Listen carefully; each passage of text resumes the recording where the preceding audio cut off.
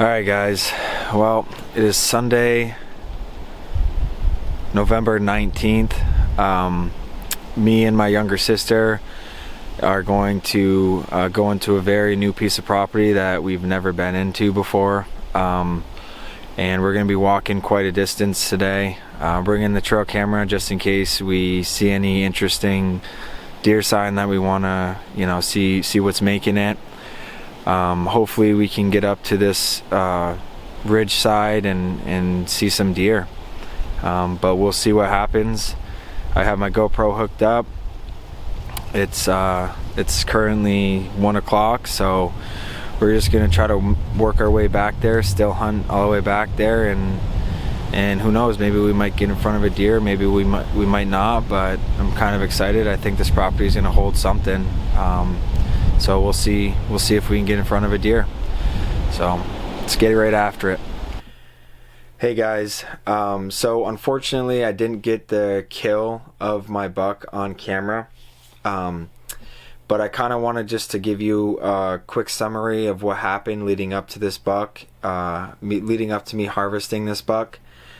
Basically we were going into a completely new block of woods. We've never been in there before. We've never scouted it. We've never really done anything in that area. And the reason we kind of chose this area was basically because we've never been in there. You know, sometimes we find that going into new areas during the hunting season instead of just your bread and butter areas that you've been scouting can be just as rewarding as hunting an area that you've scouted for, years or months prior. So we went into this new area.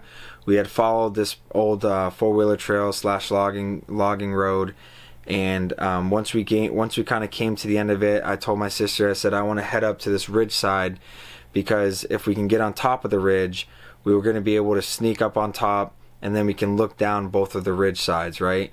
And we kind of get a very good vantage point. So as we're creeping up to the top of this ridge, I noticed that there's pretty good deer sign. There's a bunch of fresh poop. And then once we get to the very top, we're kind of crest, I look down and I notice that there's a pretty fresh buck scrape. And so I bring my sister over and I'm kind of explaining to her all the information that I'm able to draw from this scrape. And we look down into this scrape and we can see a really nice 4-finger wide track. And I kind of am explaining to her, like, this is the size of the track and this is what I think the size of this buck is, and the doe track that was also in it. And as I'm done explaining that, I walk over kind of to the top of the ridge, and then right at the top, it kind of bellies down a little bit and goes up to like a very small little like baby ridge. And then once you get to the top of that ridge is when you're at the actual top of the hill that we're on. So I was leading the way. And as I'm going through, I'm kind of looking down and trying to just find a easy path for both of us to get through, because I didn't want to be too loud in the woods. And as we crest over the top of that little baby ridge, my sister kind of whispers to me, she said, Connor, there's a deer right here. There's a deer right in front of us. And so I look up and I can see the deer running the opposite ridge line. And so I pull my gun up and I look at the deer. And I know, obviously, the first thing you look at when you look at a deer trotting through the woods is you look at its head. You want to make sure if it's a buck or a doe, right? The second thing I looked at when I was looking at it through my scope was to see if the flag was up or if it was down. I noticed that the flag was down, so I know that the deer isn't running through the woods because of us. The third thing I looked at after that is I went back to her head, and I wanted to see how her face was reacting, and kind of how she's reacting to what's going on in the woods around her. And I noticed that her mouth was open and her tongue was hanging out. So once that doe kind of crescents over the top of the actual hilltop that we were on, I looked back to my sister and I said, I guarantee you there's going to be a buck chasing this doe, because that doe looked like she was getting dogged by a buck for a good amount of time. So we sat there for about 5 minutes.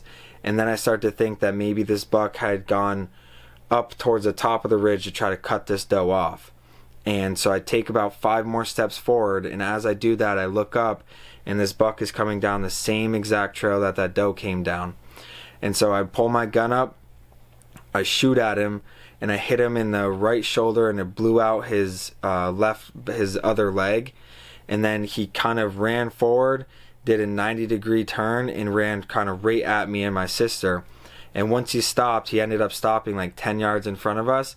And as soon as he stopped, I put my crosshairs 6 inches below his jaw because he was looking directly at me, and I shot him and I hit him right in the neck.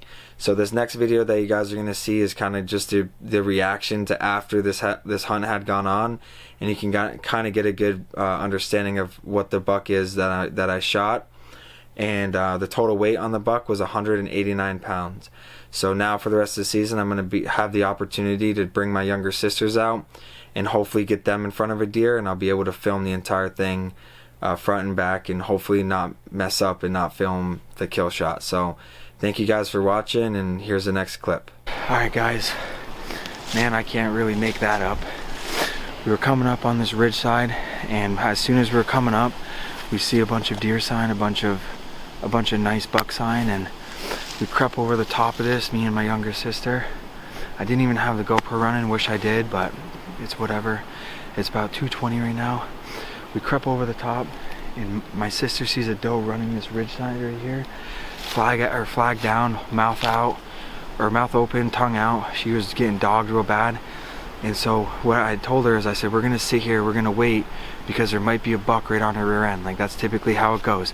Lo and behold, this tank comes right out, right on her rear end. I laced one, I shot him. I hit him right in the shoulder. He ran around and I shot him right in the neck.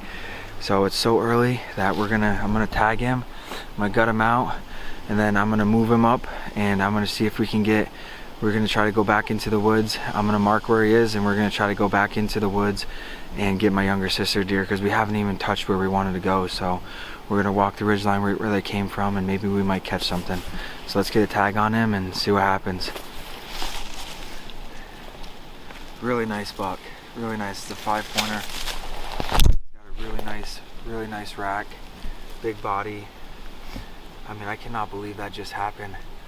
This is why we like to check out new properties, because you never know what's going to happen. It's something new and exciting all the time. So I'm going to get him gutted out, get a tag on him. This is definitely one I think I'm going to get mounted. I mean, his G1s are huge. They're like 6-7 inches. So anyways, thanks for watching. We're going to try to get Maddie a deer. There's a hot doe in this area, so I think that doe might make her way around this entire knob, and I think we might be able to get in front of her, and maybe another buck jumps right on her. So I don't know, let's see what happens.